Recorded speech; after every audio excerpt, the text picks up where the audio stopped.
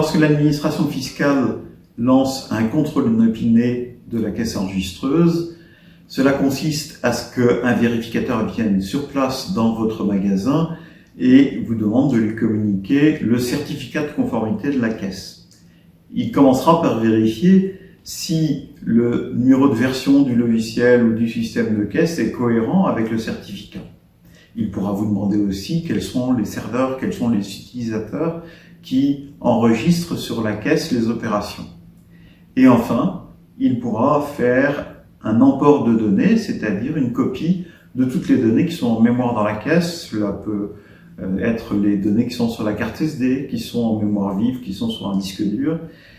Cela servira ultérieurement si, par la suite, lors du contrôle fiscal, il veut comparer les données présentes sur la caisse avec les données que vous pourrez lui remettre pour vous expliquer sur les recettes de l'entreprise. En effet, si par la suite vous avez un contrôle fiscal, le vérificateur va vous demander de justifier vos recettes à l'aide des données de caisse.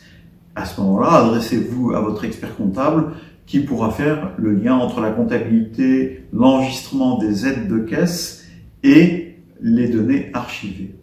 Et en réalité, l'archivage des données est précisément fait pour pouvoir attester que les données sont bien non modifiables, intangibles, et qu'elles nous ont été conservées de façon à garantir toute la preuve donc qu'elles ne sont pas modifiables.